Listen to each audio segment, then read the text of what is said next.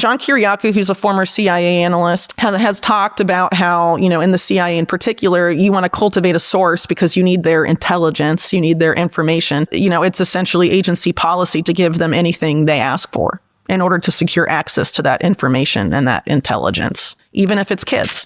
What if the world's most powerful people played by a different set of rules? In this interview, Whitney Webb pulls back the curtain on how the global elite really operate. A world where blackmail, arms deals, and financial crimes aren't just rumors but standard practice. She reveals how entry into this closed club comes with privileges, dangers, and an unspoken code of silence. If you want to understand how the system really works, keep watching. If you enjoyed this video, make sure to like, subscribe, or follow the channel. Ghislaine Maxwell was reportedly involved in that too, and then also very involved with Epstein and all sorts of other things, and eventually becomes one of the main people at the UN developing sustainable development policy for the world's oceans. Best analogy I've heard for that is actually from the journalist Nick Bryant, who's the guy that published Epstein's Black Book with Gawker and the flight logs, among other things. And he basically had someone explain it to him like you're on a yacht and, you're invited on this yacht and then you can do whatever you want while you're on the yacht, but you try and get off and you'll drown. Or they won't let you get off. You'll be popped off if you try and leave. So as long as you're like in the club, operating within the club's rules, you can act with impunity, but there's certain things you can't do in order to enjoy that impunity. Let's take the case of Epstein, for example. Yeah. So it seems like Epstein's mentors in this world were a British arms dealer named Douglas Leese and a friend of Leese's named Adnan Khashoggi, who is a very infamous weapons dealer with ties to the Saudis, the UK, American intelligence, Israeli intelligence. No, that's Jamal Khashoggi. That's his nephew, I believe. And Adnan Khashoggi, as an example, he was known for a lot of financial crime. He had an interesting appearance in the savings and loans crisis of the 1980s, for example. He banked with BCCI. He was a major arms dealer. He had a yacht. He would bring powerful clients, which of course include politicians, they include diplomats, they include businessmen, powerful people in general, onto his yacht, and there would be young women there to entice them. And people have alleged, including a head of a call girl ring active in Europe during the time that she said she was part of it, a sexual blackmail operation. Ultimately, if you're someone like Jeffrey Epstein operating in that, and you see that Adnan Khashoggi can do that, and it's business for him, and you have no moral scruples, why wouldn't you? Especially if you're operating, with intelligence services which benefit you some sort of state protection. John Kiriakou, who's a former CIA analyst, has talked about how, in the CIA in particular, you want to cultivate a source because you need their intelligence, you need their information. It's essentially agency policy to give them anything they ask for in order to secure access to that information and that intelligence, even if it's kids.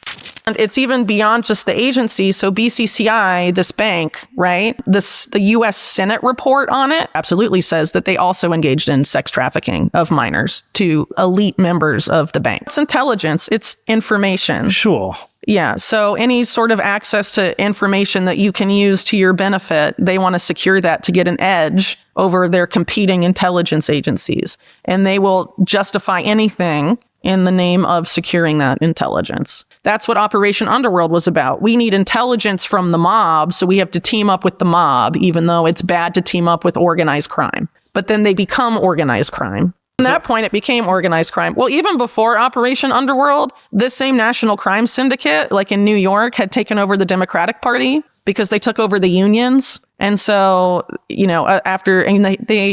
threatened a few people's lives, but to keep people here and there. And then they controlled New York's Democratic Party and then expand and basically take over other metropolises in the US, and bam, it's done. And then they do the same thing with the Republicans. Whitney Webb digs into the mechanics of this hidden network. She explains how figures like Jeffrey Epstein were mentored by notorious arms dealers and protected by intelligence agencies. In this world, immunity is granted to those who play by the club's rules, but stepping out of line can mean ruin or worse. Webb exposes how blackmail, financial crimes, and even trafficking are used as tools of control, and how powerful players cover for each other across continents and decades. The deeper you look, the more you see the same names, the same scandals, and the same patterns of impunity. They're philanthropists now. Well, look at Leslie Wexner. Yeah, of course. Leslie Wexner's a great example of that. He's a weird guy.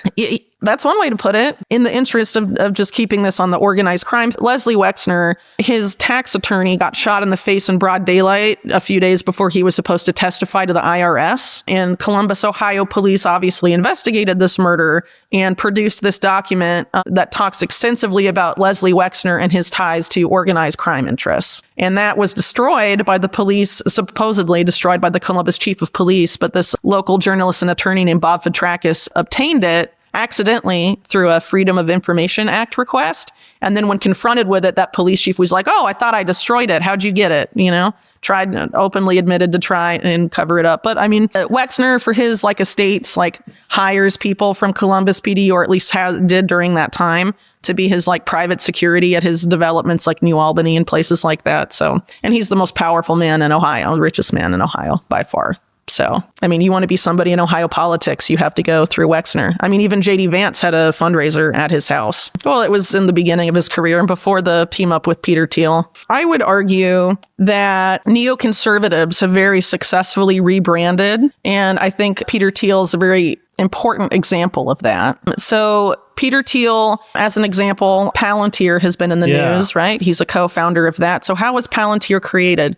Well, there was this company that was being run, or not company, sorry. It was a government program after 9/11 called Total Information Awareness. It was housed within the Pentagon's DARPA office. And the man they chose to put in charge of that was John Poindexter, who was the highest ranking member of the Reagan administration to be indicted for his role in Iran-Contra, which again, the continuity of government stuff is relevant here. So eventually, it launches and whatever, but people are outraged by it because as they rightly pointed out, it would eliminate constitutional protections of Americans' rights, specifically the right to privacy, among other things. It was a huge surveillance dragnet. And its goal wasn't just to, surveil everything. It was to predict crime before it happens, predict terror attacks before it happens. I mean, it's like Minority Report was basically the end goal of it. And so after all the pushback, they changed the name to Terrorist Information Awareness and try and rebrand. Oh, it's not total. We are still going to surveil innocent Americans, but we're focusing on the terrorists. They did all this stuff to try and rebrand it, but Congress defunded it. But hidden in that bill, Congress allowed aspects of it to continue. And essentially, I argue in my work on Palantir that an effort was made to privatize large aspects of TIA as Palantir. Because when Alex Karp and Peter Thiel were setting it up, they went to John Poindexter through this guy named Richard Pearl, who is a long-standing neocon actor with very extensive ties also to the state of Israel. He was caught in the 70s giving classified information to Israel's embassy and should have gone to jail and somehow did not, and had a lot of ties also to Netanyahu's first government. And Richard Pearl is the guy that connected Thiel Karp to Poindexter, and they basically wanted to talk to Poindexter because they wanted to recreate total information awareness and saw him as the godfather of modern mass surveillance. And in doing so, they basically, Peter Thiel teams up with In-Q-Tel, the CIA's venture capital firm. Alex Karp has said on record that the intended clients of Palantir from the beginning was the CIA. And, the CIA was their first client for their first 6 years as a company. Their top developers went to Langley, Virginia, which is CIA headquarters, every 2 weeks to show the CIA their product and have them tweak it to their liking. And during that period of time, one of the top people at the CIA that would have been involved in that is this guy named Alan Wade, who was also intimately involved with total information awareness. And if you look at how total information awareness was described, its privacy protections, it's exactly the same as the way Palantir sold their stuff later on. So there's an insane amount of overlap. And what's crazy here is that Alan Wade, a few years prior, had created a Homeland Security software program that was also pre-crime-esque and similar to what Palantir ended up doing.